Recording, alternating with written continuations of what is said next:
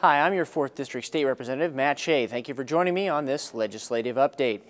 When the special session adjourned in December and the state was still left with a $1.5 billion budget shortfall, Democrat leaders said the budget and job creation would be their first priority when the regular session convened January 9th.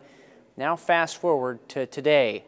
It's February. We're rapidly approaching the halfway mark of this session, and yet nothing, absolutely nothing, has been done to close the shortfall. Why? Well, because majority Democrats are too busy working through very divisive social issues and other non-essential legislation. Those issues include redefining marriage to include same-sex couples.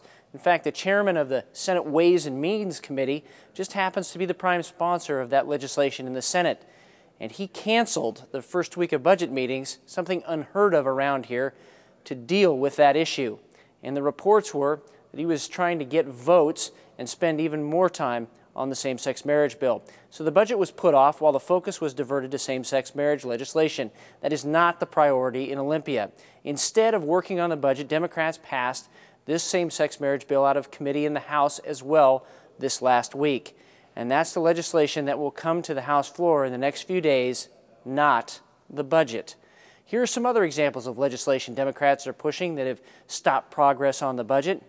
Mandating insurance coverage for abortion, abolishing the death penalty, banning plastic bags, legalizing the non-medicinal use of marijuana, creating a Washington state bank.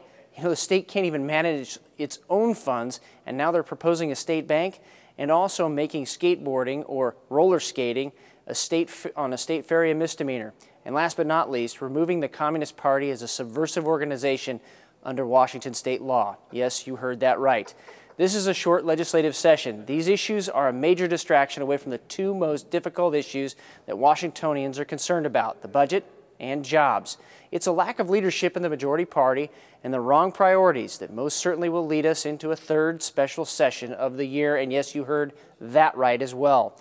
Since the Democrats aren't stepping up to the plate, House Republicans are. We're writing a budget that funds education first. In fact, our Fund Education First measure House Bill 2533, which I co-sponsored, had a hearing several days ago in the House Education Appropriations and Oversight Committee.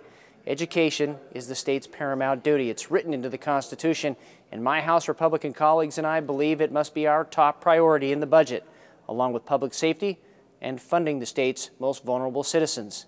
Unlike the Democrat Party, which is waiting for the new revenue forecast to be released February 16th, we believe action is needed now to create a sustainable budget without tax increases. Most people think tax increases are the next priority for Democrats in the legislature. We anticipate the Democrats will carry forward the governor's proposed $500 million state sales tax increase. And with the state taking in $2 billion more than the previous budget cycle, we don't need tax increases. We need to set priorities in the budget. In fact, just the other day, I had an employer from Spokane Valley come up to me and say, if they increase taxes again, I'm moving to Idaho. That means more jobs lost to Idaho. We don't need more taxes. We need more jobs. And we need to get government out of the way so small businesses can create those jobs. That's why I also co-sponsored House Bill 2276, a measure that would put the brakes on excessive job-killing regulations. We want to revive the entrepreneurial spirit in our state. Unfortunately, majority Democrats killed that bill in committee several days ago. So where are their priorities? Same-sex marriage, legalizing recreational marijuana, forcing insurance companies to pay for abortions? These are not the issues you have said are important. We need to get government out of the way and fix our economy. And when we do that, it will fix our budget problems too. Those are my priorities. We don't have long to do it, and we don't have time to mess around on other non-essential issues that only get in the way. I welcome your comments. You'll see my contact information on your screen. This is Matt Shea. Thank you once again for joining me on this legislative update.